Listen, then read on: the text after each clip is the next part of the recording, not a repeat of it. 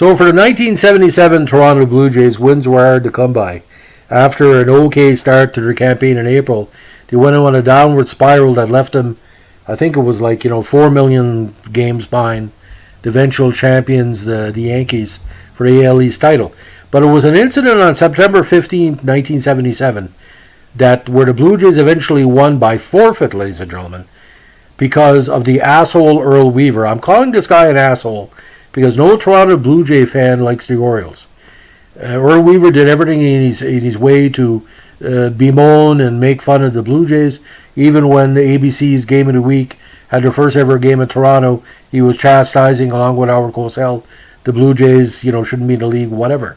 Now, bear with me with this forfeit situation because I got to break it down.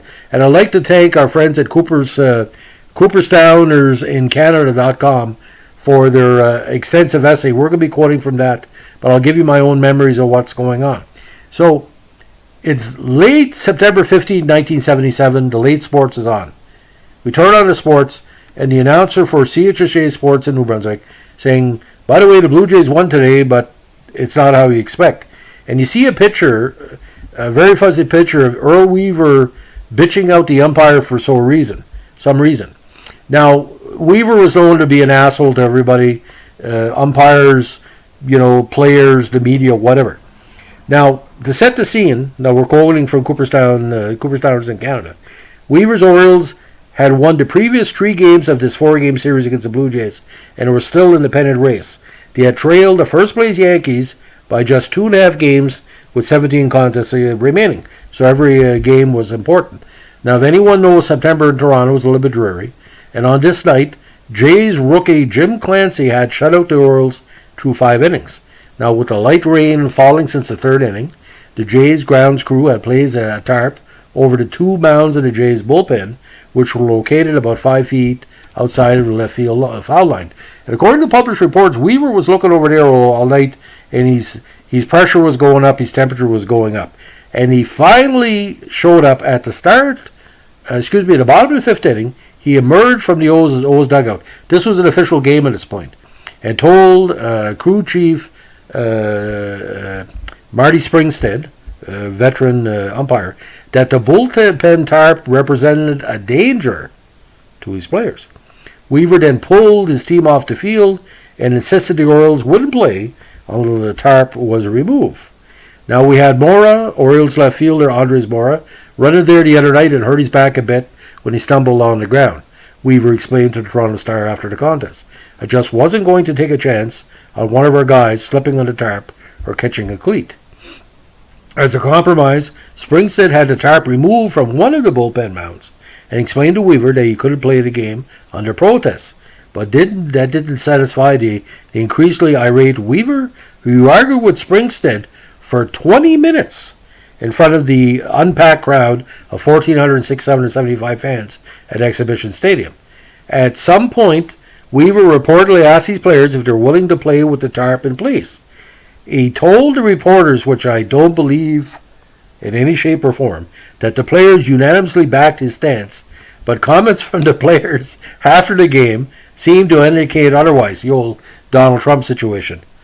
Weaver, put it to us all right, but not that many players actually spoke up. Orioles shortstop and Mendoza line member Mark Belanger told the Star. Those that did, and I was one, agreed with Earl. Ross Grimsley, the future Expo, and then the old starting pitcher, didn't seem to support the decision. Personally, I think we should have played it. I think it's a bunch of garbage. The umpires have got it for Weaver. They're going to give it to him every chance they get. Well, Weaver gave it every chance they get to the umpires. Now, in Tom Cheek's notable book, Road to Glory, he writes that sources told him that Belanger and veteran Brooks Robinson implored Weaver to allow the O's to continue playing, but to no avail. Springstead, for his part, waited 5 minutes, the full time the rulebook requires, after Weaver finally returned to the dugout for the Orioles to take the field and then ruled the game a forfeit. Now, we didn't have a team to play with, so that was it, Springstead said after the contest. I told him to play the game under protest and settle things later, but he still refused. I know he's in a pennant race, and I thought it was important for him to get the game in, but what the hell am I going to do? Weaver said after the game that he planned to ask AL President Lee McPhail to continue the contest in the fifth when the Jays were in Baltimore for a series the following week. But the O's volatile manager failed to lodge an official protest, and without that appeal, McHale couldn't intervene.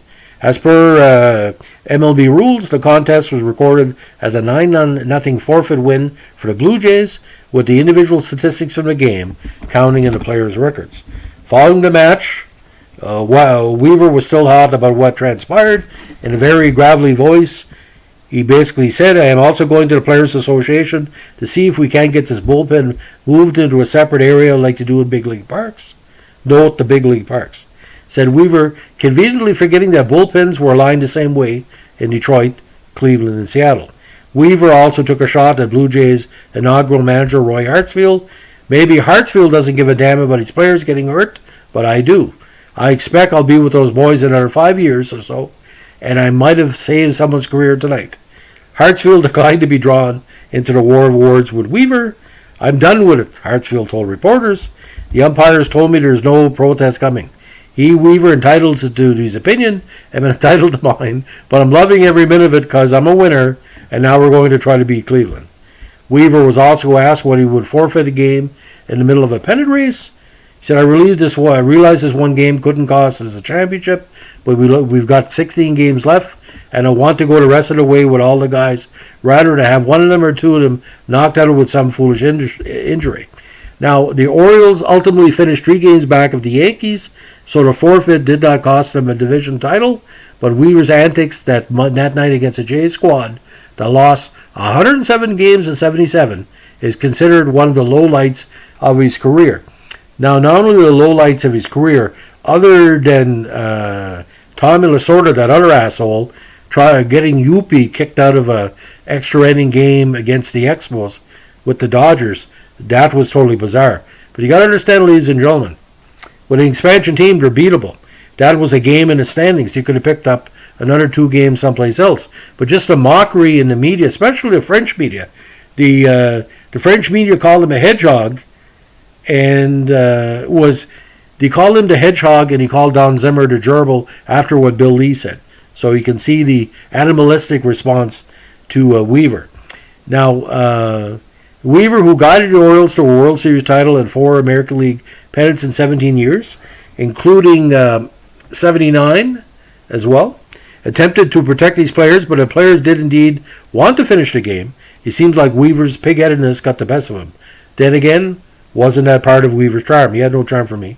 The spark plug skipper was almost as entertaining as it was successful, and Blue Jays fans at Exhibition Stadium on that dreary September night, supporting a team that was destined for 100 losses, were treated to the most costly historic tirage of the Hall of Famer's manager's career. So again, we thank the good compilers, Kevin Glue especially, for allowing us to use this information. CooperstownInCanada.com, great site. Check it out. Keith's a good writer, good compiler of information. And part of this article as well was taken from an article written by the great Alan Ryan in the September 1677 edition of the Toronto Star. Now, talking about Kevin Glue, I want to give him a little plug. He's a professional writer based in London. His work has been featured on CBC Sports, Sportsnet, MLB.com, and Simpatico. He's also written articles for Baseball Digest, Baseball America, The Hockey News, Sports Market Report, and the Canadian Baseball Network.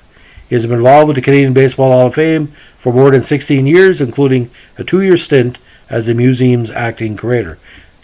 So thank you to Kevin Glue.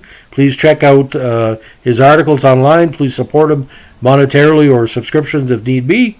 And all I can say, ladies and gentlemen, the subhead for this is great dates in Canadian baseball history. Have a good day. Earl Weaver can go fuck himself. Bye.